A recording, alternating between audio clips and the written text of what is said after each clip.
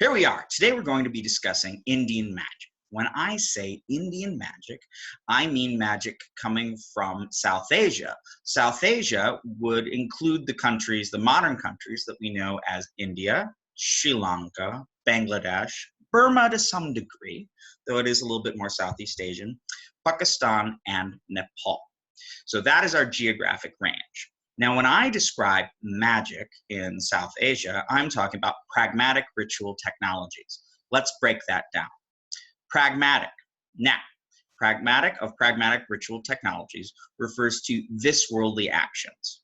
To take that a little further, there was a theorist named Mandelbaum who wrote a text called, it's an article and you can read it on JSTOR, The Transcendental and Pragmatic Aspects of South Asian Religion. Now, transcendental religions, just like transcendentalism, to some degree we have that idea from American literary history, but transcendental means high, upper, sophisticated. So the transcendental pull of religion is, and let's say about ritual, about a transcendental ritual, would be a ritual that attains heaven, a ritual that affirms social bindings and social boundaries and social connections, such as a wedding, or a ritual that gives a child a name, like a christening or a baptism, a ritual that maintains the universe. In India, you have this old ritual called the Agnihotra. This is the offerings to fire. Now, it involves about 100 discrete acts that a Brahmin or the high caste priest will perform every day. It is thought that this ritual ensures that the sun will rise. It is said that if on a single day no Brahmin does this ritual, the sun will not rise. So it makes the universe work. Our Catholic Mass is a transcendental ritual in the sense that it communes with the divine, it reaffirms the order of the world, and it establishes sort of a rightness of presence in the world. Theologians will go on and on about the various mysteries of the Mass, and I find them fascinating, but I just want to leave it with transcendental.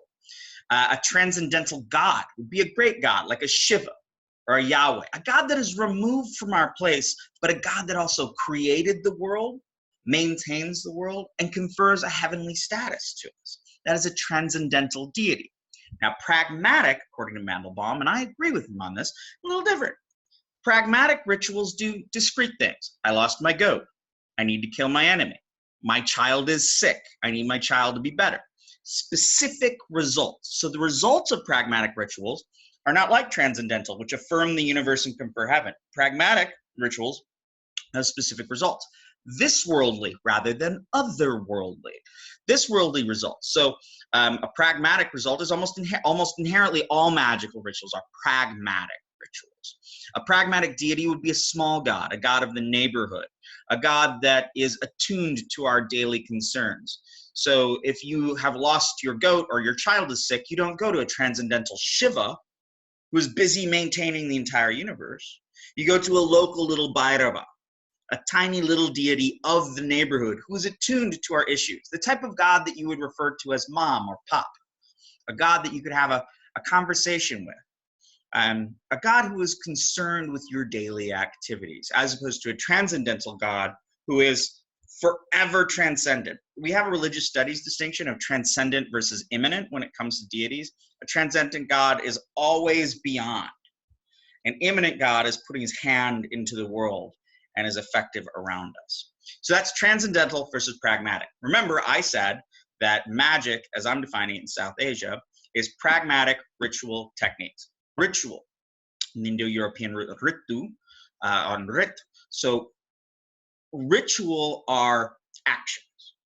They are actions that we do, but they're done in a semi-sacred or sacred space, so a space set aside from time, made sacred, made set apart. Now, there are all sorts of rituals. We have a ritual of a mass. Again, time set apart. We have initiation rituals. Some of you may have been initiated into secret society, like, say, a fraternity or sorority. And those rituals, I like to think of it, and this is one of my pet theories, is those are ritual dramas usually. And in those ritual dramas, it's like everybody has the script except the person being initiated. So everyone doing the ritual knows exactly what's going to happen, except for the person who's being initiated, who's like, what's happening? What's going on? Why are they ritually killing me? Why am I wandering around in the desert? Why am I naked? Who knows? Why am I being drenched in flags suddenly? Why, why are they giving me a special Masonic apron to wear around my waist? Why are they revealing me these secret words and handshakes? So that's an initiation ritual. So ritual, I would say, would be conscious actions. Now, I would argue that magic ritual is always doing a specific thing. It is acting out the desired result. And we'll see this as we go through the Indian rituals that we'll talk about today. You're acting out your wish. So in that moment where you've exhausted every possibility to get your lover, to get rid of your enemy, to get rid of this person that's irritating you, in that moment where you have completely exhausted all the possibilities that you can get to on your own, that's that moment that you turn magic. You turn to magic ritual. Why? Because whether it works or not, it's better to act in magic than to not act at all. Because if you don't act in magic, then you just sit there and you're like, I'm frustrated, I'm pained, I'm stuck, I'm inert, I can't make any changes, and I'm suffering. So what magic allows you to do is you act out that wish, and for a moment in the ritual, you don't feel that you're stuck. You don't feel the pains of inertia anymore.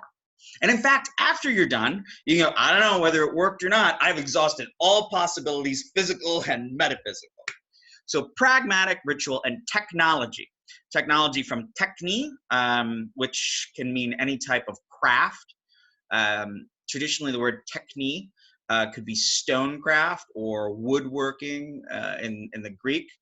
There's actually an argument that Christ in the New Testament is referred to as being one who is skilled in techni. So that could be either a carpenter, like we usually think, but he could also have been a stonemason, which is intriguing in and of itself. So pragmatic ritual techniques. All right, what are the three main pragmatic ritual techniques, or the three constituents of magic in India? Well, you have one, the 6 ritual results, which is what we're talking about today. Now, whether they are 6, they are 9, or they are 99, they are always called the 6 results, no matter what. Then you also have, so the 6 results, and I'll be discussing this in detail, range from tranquilizing a disease to destroying someone's livelihood, to making somebody crazy, to attracting someone from far away. So these are aggressive ritual results, black magic, for lack of a better term. And when you read my text that I wrote for you today, tell me that's not black magic. And even in Indian languages, like I've heard in Hindi, I've heard in Tamil, I've heard in Nepali, I've heard in Bengali, they'll use the English phrase black magic to describe these types of rituals. So in Hindi, it would be, ye black magic hai. They'll actually say black magic. They'll use the English term black magic.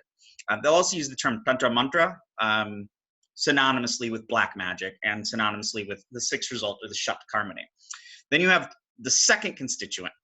This is fantastic acts or fantastic feats and enchanted objects. So this is everything from bringing the dead back to life, Samjivani Vidya, to being able to read a text and immediately understand it or memorize it. Wouldn't that be nice? Make schoolwork a lot easier. To enchanted objects, which have to do with like slippers that you can put on so you can walk across the water, or goggles you put on so you can see under the earth. There's a lot of techniques to discover treasure under the ground that involve having a magic lamp that you walk, and when the flame goes up, that means there's treasure down there. Sort of like dowsing.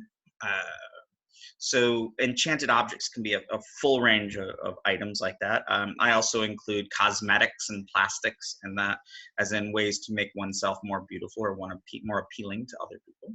And then the third is conjuring. Now, the term in this in Sanskrit is yakshini sadhana or yogini sadhana, which means the endeavor about female dryads or female witches.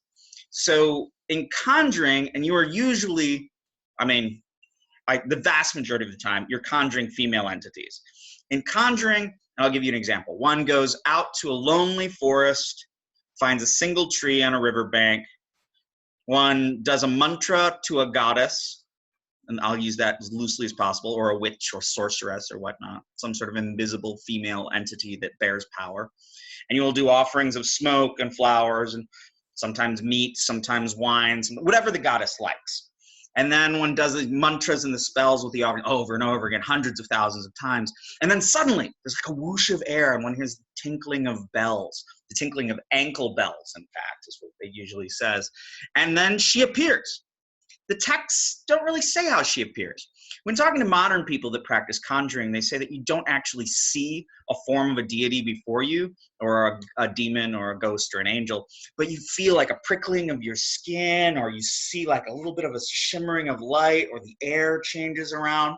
But these texts in India specifically, when conjuring, say that you see the goddess or you see the witch, and you go to her, and if you're terrified, she kills you. And if you're not, if you act like she is your sister, she will give you fine clothes and money. If she's your mother, she'll give you important food and alchemical super substances. They'll give you superpowers. Or as a wife, she'll bring you many celestial maidens, or you can ride upon her back up the spiral of the universe, to the very vault of the heavens. So this is what I call a constituent definition.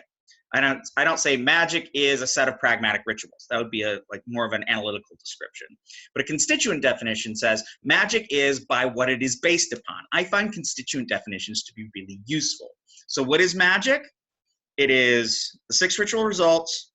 It is fantastic feats and enchanted objects, and conjuring. That is magic in India. There is no word inherently in India for magic per se, as we would have it. Though we do have a sense of, you have 3 types of rituals: nitya rituals, rituals that must be done at all times; naimitika rituals, rituals that are done on an appropriate occasion, so rituals done at all time, like temple worship rituals; naimitika, things that are done like on a marriage or an initiation or something like that; and kamya rituals, kamya from the kama, to desire, rituals that you do when you want a specific result. Okay, so those are the 3 constituent definitions of magic that I use in my work.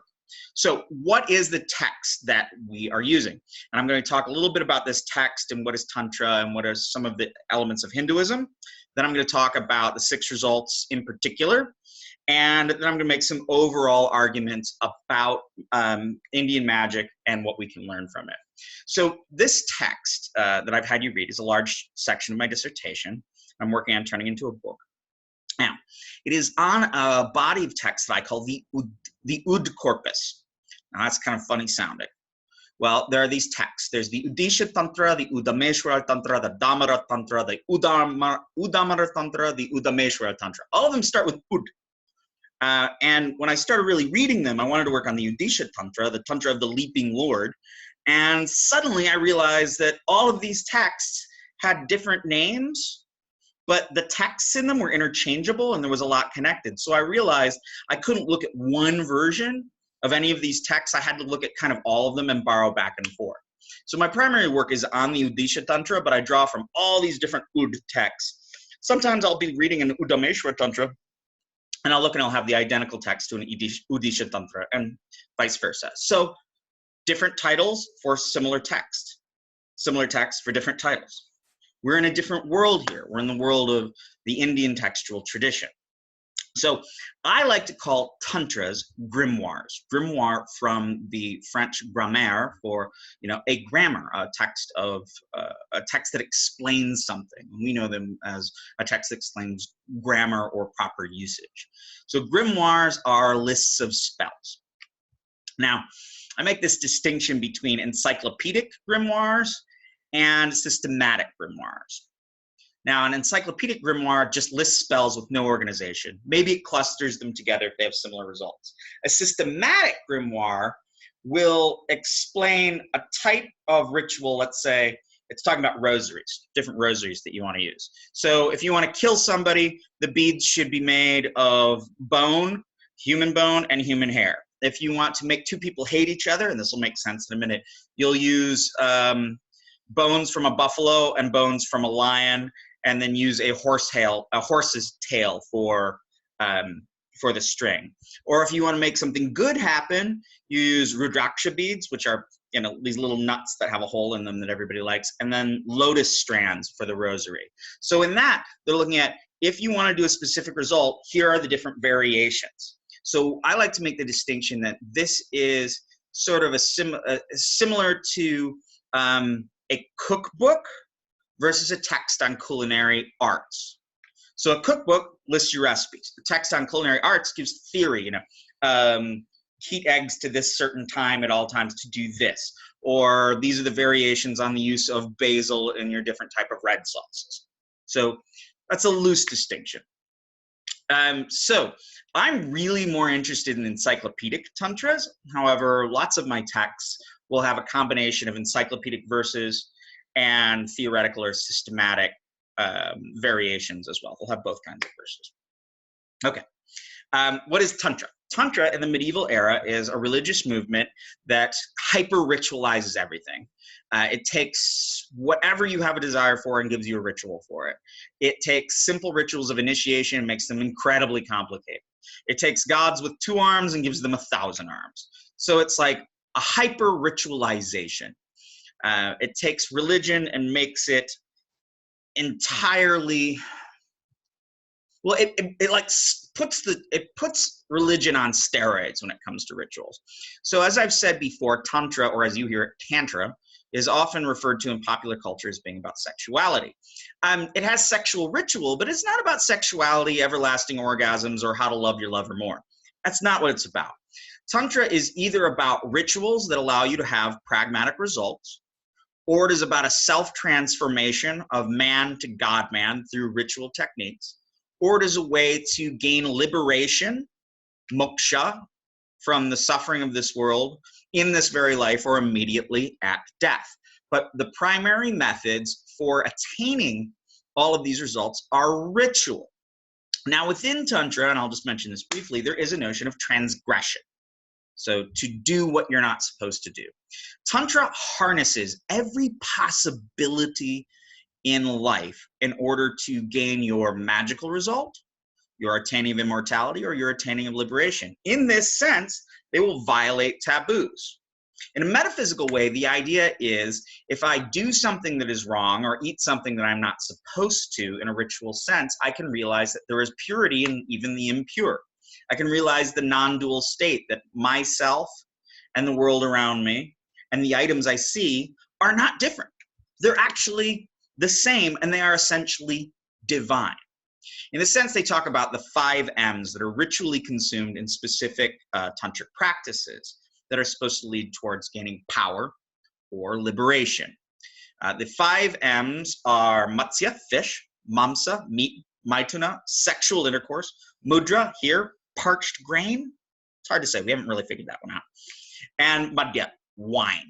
All these things, not good, considered totally impure in Indian culture. But these ritualists would consume them and engage in sexual practices in ritual in order to create a Gnostic change in which they could see the divine in all things that were even considered impure. Or they'd be doing them in order to gain power from these substances. Because they're impure, they're powerful. Now remember I talked about Tantra invoking the chthonic, the scary gods and scary places. Again, scary gods, kind of impure, but gods are always sort of pure. But if you're going out to a cremation ground to do a ritual, there couldn't be a more impure place possible. Not only are you going to have a powerful realization of your own immortality, or your own mortality, but you're also going to be in a place where one could gain quite a bit of power. Now, the texts that we were talking about are Shaiva texts, texts that are primarily engaged in by people who worship the god Shiva. Now, in India, we have 3 major deities, as people say: Brahma, Shiva, Vishnu. Brahma, the creator, it's hard to say. Vishnu, the maintainer, he's the one that Krishna is an avatar of. And Shiva, the destroyer. Okay, sure, Shiva will do his Tandava dance at the end and break apart the universe, but then he'll create it again. That's how he rolls. Shaiva texts and Shaiva religions are some of the oldest religions in India. We see the Shaiva age really starts around the 6th century and runs through the 13th century. We don't see widespread worship of Vishnu until the 14th or 15th century. Even though if you go to India now, Krishna, Brahma, Vishnu are the big gods. The Shaiva gods are the older ones. The Shiva gods are the old ones. The gods that are associated with Shiva are some of the oldest in India. Shiva, Shambhu, Bhairava, the whole shebang, the whole gamut of them. So these are Shaiva texts, and when you look at the deities in the reading for today, you'll see who are they. I mean, they're primarily Shiva, Bhairava, Bhadrakali. So Kali, the black to purple skin goddess with her tongue hanging out and all the arms all scary and sometimes perched upon the corpse of her dead lover. Who is her dead lover? Shiva. There you go. What other deities do we see? We do see one vaguely Vaishnava or Vishnu associated deity, and that's Narayan or Narayana. But for the most part, these are Shiva deities, and the text actually opens, and this is the last thing I'm going to say about the text of the Udisha, of the Ud corpus. The texts actually open in two ways. So if you read a different text from this, you'll see that the texts open in conversations. The conversation is either between a great big scary god and a goddess, and the goddess is asking him questions, and he's revealing these magical techniques to her. Or in the older traditions, in fact, it's a conversation between a practitioner, and sometimes even Shiva, who is asking questions of a guy named Ravana. If you know anything about Indian culture, you'll know that Ravana, the howling lord, is the bad guy from the Ramayana. Well, what's the Ramayana? The Ramayana is an epic tale in India about a prince who loses his throne, and he goes out to the forest with his wife, and his wife is kidnapped by a bad guy, Ravana. And Ravana takes her to Sri Lanka, the land of demons. He's a demon. So Rama and his brother and a horde of monkeys, including the great Hanuman, the monkey god, go to Sri Lanka, kill Ravana, get Sita back, get Rama's wife back, and further hijinks ensue there. The important thing to understand is Ravana is a bad guy. However, he's a demon. So he's described as having 10 necks and 10 heads, but 4 of those heads are constantly reciting Holy Scripture, and others are describing medicine, and others are giving judgments that are very fair. He's considered to be a great king. His kingdom is supposed to be very beautiful, despite being a kingdom of, demons. But, he can't really resist a pretty girl. That's his real problem. So we have this bad guy from one of the great Hindu epics. And he's the one who is dictating this set of magical scriptures. And when we look back, he's known for magic. He's also known for medicine, specifically medicine of childhood diseases. And he's known for having great wisdom. So we're getting it from the demon's mouth, if you will. Okay, so what are these 6 results? So, as I said, whether they're 6, 9, or 99, they're always called the 6 results, the Shat Karmani. I'm going to go over 8 of them here that I described in the reading for today, and you'll be able to dig into them more as you dig into the text more. So the first one is Shanti. You may have heard this. People being like a yoga class or whatnot, or you hear any Indian chanting, you'll hear Om, Om, Om, Hari, Om, Shanti, Shanti, Shanti. So Shanti from the word Shams, which means to tranquilize. Intriguingly, back when there was ritual sacrifice of horses, in fact, in early Indian religions, the horse did not have its throat slit, as it was in the earliest forms. His throat was slit, but then there was blood everywhere, so that would make everything impure. So what they do is they bring the horse in, they do the ritual stuff, then they take the horse out and they strangle it, and then they say it has been Shanti, it has been tranquilized. Then they bring it back in and do further rituals with the body of the horse. So Shanti, tranquilization. Shanti generally will refer to, and this is usually the shortest section of the 6 results. Shanti it tranquilizes. You got a demon, you get rid of it. You make it quiet. You got a fever, you quiet it. You shunts it. You make it quiet. You make it not feverish anymore. Rolled into this are some earlier notions of nashana, which means destruction. So this is like the destruction of someone's livelihood.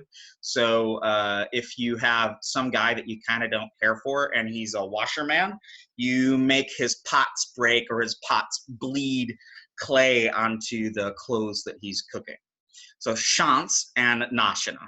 So to tranquilize and to destroy. This is actually, I think, a late addition to the 6 ritual results. And I think originally the first one was marana, which is murder. Now it's put at the end.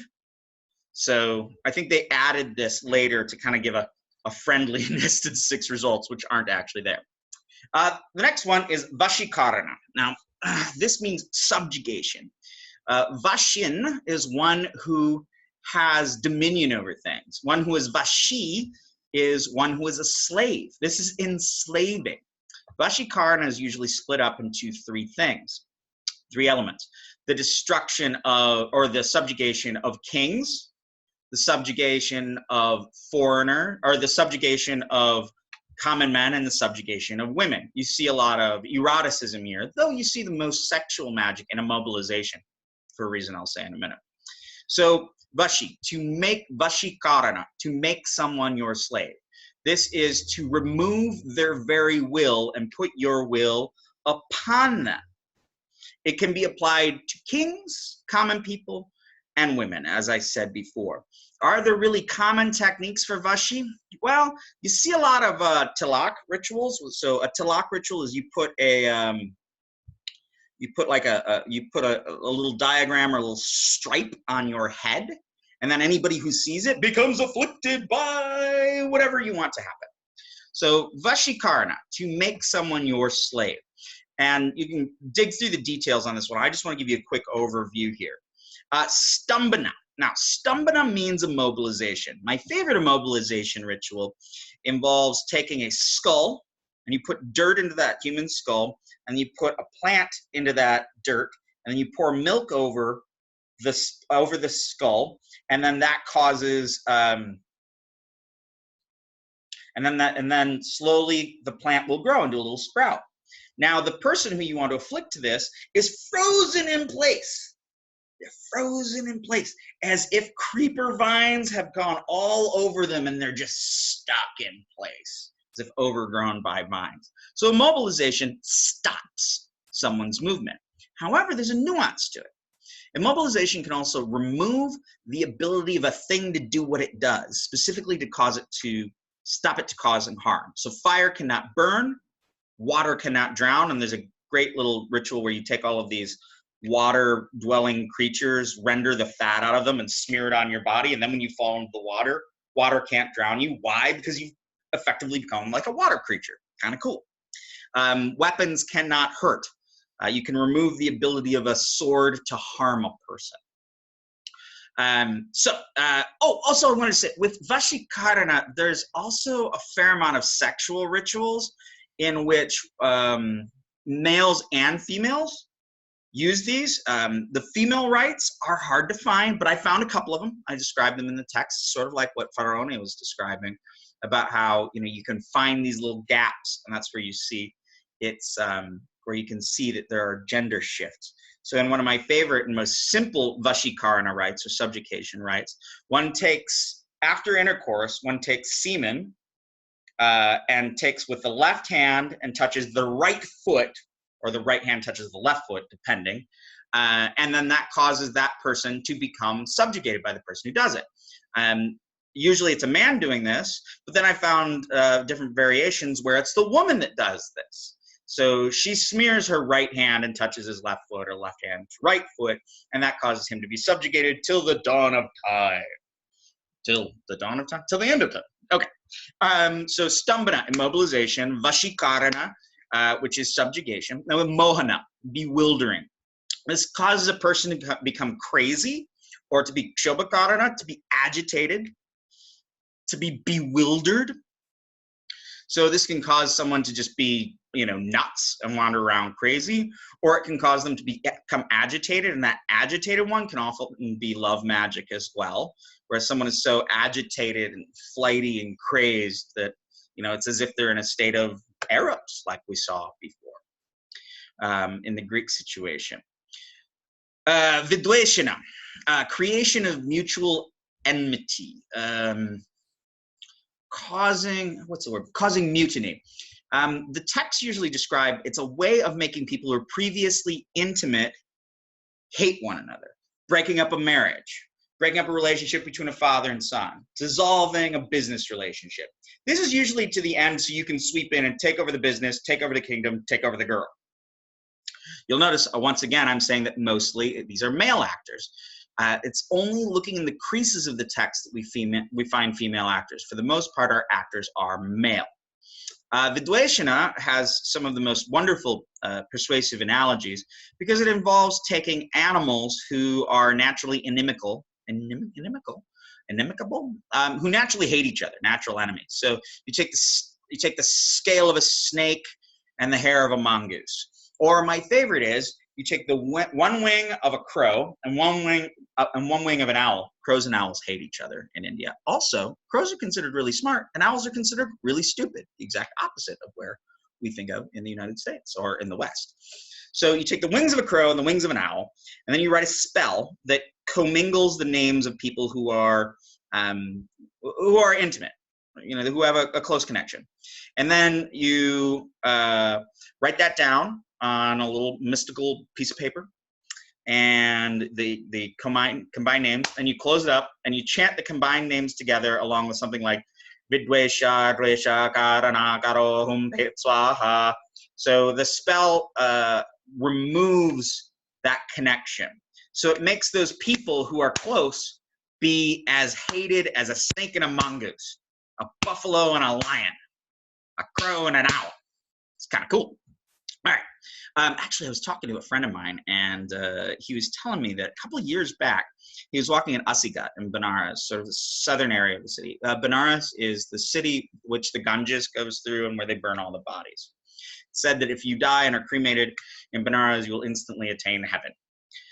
So he's walking, and he looks down, and he sees these two wings that are tied together with blue thread, just like in the text. And he opened it up, and he found, and it was written in Arabic script, which people that speak Urdu, which is a cognate to Hindi, will write in. And so it's Arabic script as opposed to the Devanagari or the Sanskrit or Hindi script.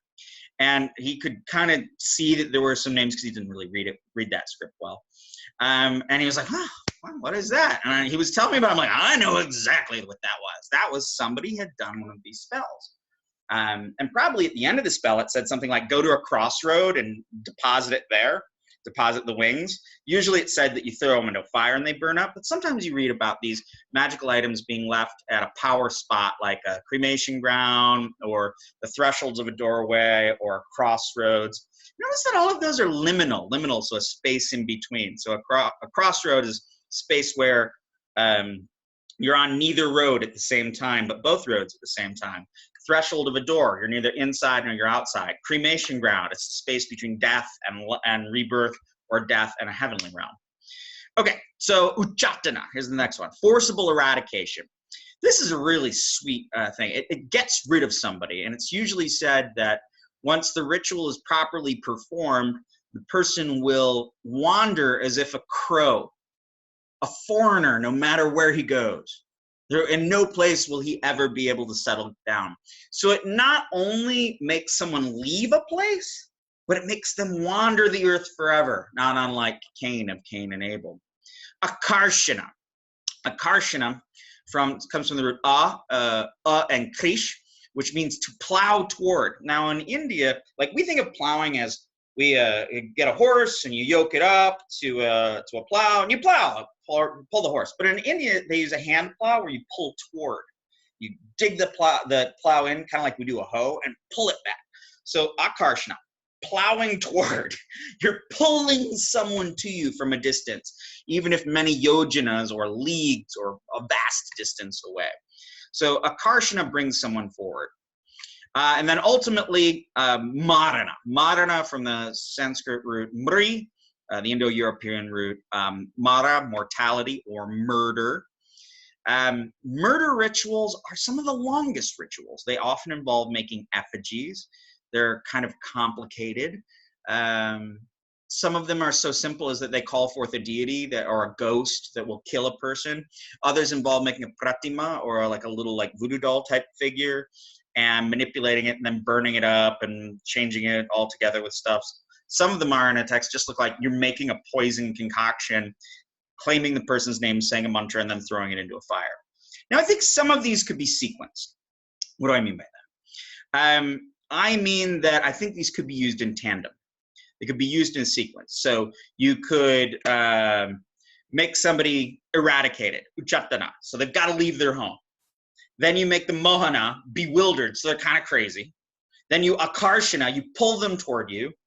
Then you maybe mohana them again, bewildering them to make them fall in love with you, or you marana them, you murder them. I've never found those specifically in the text sequenced in that way, but it seems to make sense to me. So as you read that, I wanted to give you this an overall understanding. Go back and look at some of the specifics of the ritual techniques and think about how those ritual techniques sort of foreshadow the effects. Sort of like the persuasive analogy in Vidveshana, making people hate each other. How do you make people hate each other? By associating them with animals that hate each other. So think about how the different ritual techniques foreshadow the results. So I want you to dig that out on your own. Okay, so I want to make some sort of closing arguments here. The exciting thing about this Indian tradition of magic is that it's pan-Indian. It's found all over the place. Now, these days, people say that magic is mostly found way in the Northeast or way in the Southwest, but I find scriptures and texts about these magical traditions all over the place. People will often say that the days of Sanskrit compositions or even the days of the tantras are over, but yet people are writing these texts to this day. I have a number of tantra texts that I've translated about magic that are brand new. Now, they're borrowing Sanskrit verses from all sorts of different scriptures, but they're putting them together in innovative ways, then translating them into Hindi and interpreting them into Hindi. So you go from Sanskrit, which is a written language, to Hindi, which is a vernacular language. So these scriptures are still being written about. This discourse is still going on. It is pan-Indian geographically, but also religiously. So you have Buddhism. Buddhism that says that there is no self and we must strive towards enlightenment at all times. Buddhism has Tantra magic. So they believe in ahimsa, non-killing, but they have rituals for killing people. Well, how does that work? We're going to see that there's actually next to no ethics around these magical traditions. There is a vague sort of Tibetan Buddhist idea that one can use magic to kill someone if that person is going to kill more people or if that person is going to harm the Dharma. But on the other hand, I got all this seduction magic too. What's going on there? It's Buddhism. You know, Buddhist monks are supposed to be celibate. Granted, Buddhist lay folks, you know, just don't sleep with somebody who's too young or married to someone else and you're kind of free to go. Jainism, absolute nonviolence. Jainism is a wonderful religion. It's a minority religion in India. There's not many Jains in the world, a few million of them, but they have a long and storied history. I found in the medieval era, there are 2 tantric texts that I've translated that describe all of the 6 magic results. So Jains, the guys who will wear a mask over their face so they don't accidentally inhale a bug, or walk sweeping with a broom so they don't accidentally step on anything, they believe in absolute celibacy for their monks and even for their lay people. They have seduction rituals and murder rituals. What the heck is going on? What it seems is that, in fact, throughout the areas of India, despite the ideals of nonviolence or whatnot, the real world encroaches on these religions. And the real world requires magical redress for faults. Even if you're a Jain who believes in absolute nonviolence, if you're getting attacked by sorcerers, you got to strike back with sorcery. If you're living in a time of incredible violence and military belligerence, you're going to have to find a way to attack back even if you're a Jain, which is totally wild. There's the Shaiva texts, of course, that makes perfect sense. And I've even found a number of Muslim tantras that use the exact same ritual techniques of these 6 ritual results. So what do we see? We see that these religious groups in the medieval era that we think are separate are in fact sharing different ritual traditions around pragmatic ritual. So there's a pan-Indian, pan-religious notion of magic. Okay, now I'd said before that there are no ethics. When you're reading along, you're like, well, who can I use this right on? The text doesn't really tell you. Should I do it or shouldn't I do it? Text doesn't really tell you.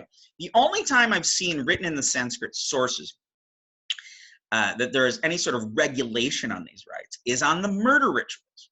The murder rituals explicitly say in Sanskrit, do these rituals in order to kill someone and take their family, i.e. their wife and children and their social status, and their money. That's it. That's the only ethical statement. It says, do this to kill somebody and take their stuff.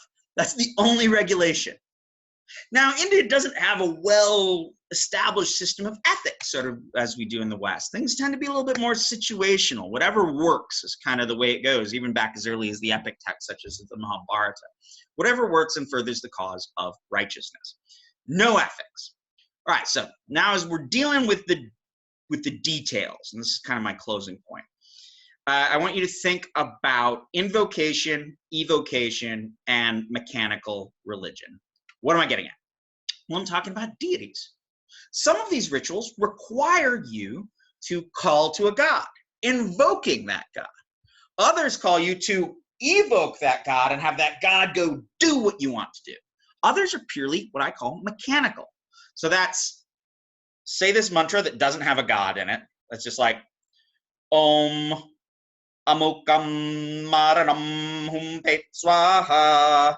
So that's just, hey, kill so-and-so, magic syllables, right on.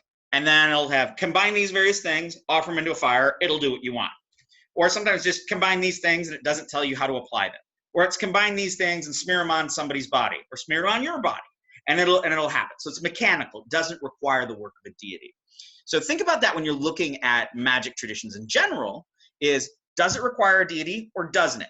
Does it invoke? Does it evoke? Is it thoroughly mechanical? So that's 3 ways to think about the ways deities are used in magic. All right, so finally, what do we learn from these materials? And we don't learn a terrible lot about this from me just going over what the results are, but when you're digging in and looking at the details of how these rituals work, we learn about gender. And there's a whole bunch of stuff, I think it's in the Stambhana section on immobilization, where you read about women who are able to cause their breasts to become more firm, to regenerate their vulvas.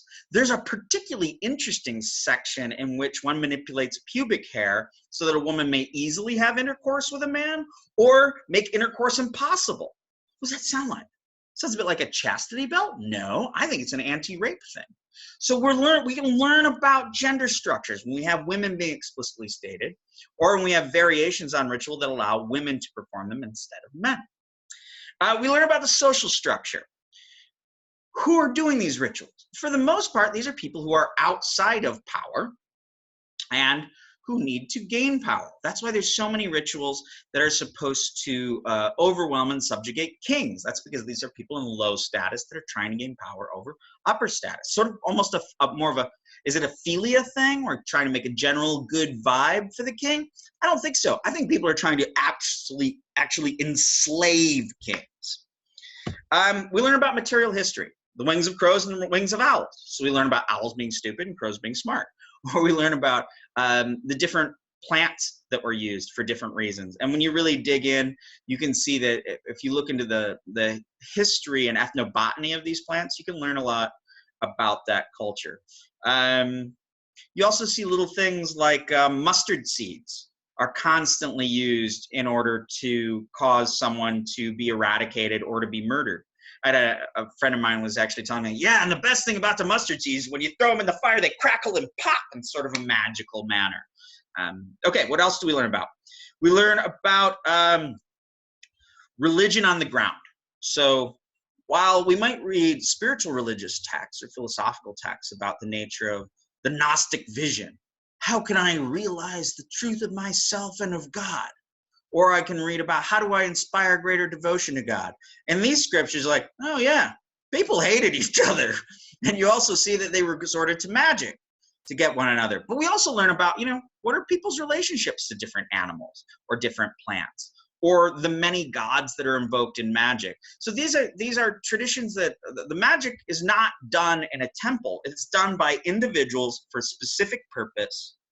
So we get to learn about what are the social tensions, problems with love, problems with kings, problems with businesses, and these are magical means to address them. We learn about the social tensions between these people that used magic and resorted to magic, and we learn about their religious lives on the ground, in place. Instead of thinking through the philosophical visions of geniuses or genius authors, we actually can see the lives and worlds and tensions of everyday folk in medieval India up until contemporary India. We also learn about non-elite religion. This is not the religion of priests. This is not the transcendental religions of the Vedas or of the temple priests. And remember that Indian temples don't really start until the 4th century CE. So 4th century CE, I'm back, no temples. So this is a world of folk who are taking religion into their own hands, but it's also could be a world of professional sorcerers who have clients coming to them, and these sorcerers are either just straight up earning their livelihood, or perhaps the sorcerers are in fact religious practitioners that are aiming towards lofty heights of liberation or apotheosis, becoming godly themselves. But this is how they pay the bills. They wander about and they pay their bills by slinging spells and amulets in order to further their own religious religious evolution. And I'll leave you with this. There's this distinction in India between two poles, especially within Tantra, of practitioners. And they have great names: Bubukshu and Mumukshu. Say it with me. Bubukshu, Mumukshu. Bubukshu, Mumukshu. Mumukshu, from moksha, is one who is striving to attain liberation, release from this world, transformation to a holy being, or attaining of heaven, or attaining of no rebirth at all. Bubukshu, from boksh, to share, to enjoy, is someone who is looking for spiritual power, wealth, magical powers, spiritual accomplishments, or siddhis, or perfections that allows one to have sort of dominance and strength and power in the world. So in fact, you can separate out tantric practitioners into mumukshus. These are the philosophical guys, the transcendental guys, and bubukshu, the more pragmatic or the more ritual-based folk looking for worldly enjoyment. However, a bubukshu and a mumukshu could be the same. Maybe somebody is doing all their bubukshu practices in order to get the money to be a bubukshu or a mumukshu. See, they're fun to say. All right, so dig into them discussion sections, and I want you to get into the details. I gave you the overarching structure of these effects. I want you to dig into the details of the rituals. Have a great day.